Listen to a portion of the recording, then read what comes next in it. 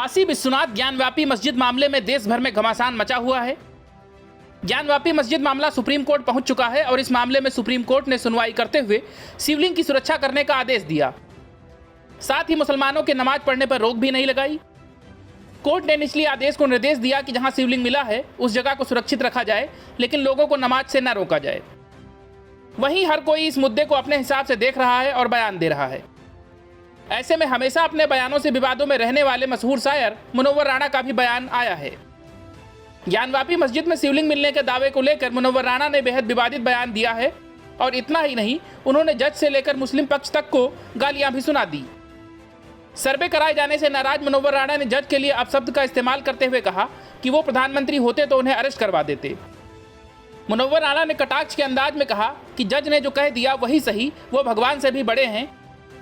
लेकिन इसके बाद उनकी भाषा बदल गई और वो अपशब्द कहने लगे। राणा ने कहा, जज ने जो बोलना था बोल दिया, जज से बड़ा कोई नहीं है, महादेव छोटे हैं, जज बड़ा है। जब उनसे कहा गया कि अभी कोई फैसला नहीं आया है, एक पक्ष दावा कर रहा है, तो राणा ने जज को गाली देते हुए कहा कि जब एक जज फैसला खराब कर सकता है तो इसके बाद रह क्या जाता है। यदि मैं बादशाह होता, प्रधानमंत्री होता, तो उस जज को अरेस्ट करवा लेता जिन्होंने केस किया है। इस मुल्क को तमाशा बना रहे हैं। किसने आपको हुक्म दिया कि तमाशा बना रहे? एक फव्वारा निकल आया, उसे आप शिवलिंग बता रहे हैं। मुनव्वर राणा से जब कहा गया कि हिंदू पक्ष तो यह भी कह रहा है कि नंदी की मूर्ति लगी है, इसलिए सर्वे की मांग की गई थी, उन्होंने बिफरते हुए कहा हिंदू पक्ष जो कह रहा है वही सही है, और फिर गुस्से में उन्होंने मुस्लिम पक्ष को गाली देते हुए कहा कि वो गलत कह रहा है, खत्म हो गई बात, इसमें मेरा बोलने का क्या। आप हिंदू पक्ष की बात मान लीजिए, उस पर फैसला लीजिए, मेरी तरफ से इजाजत है।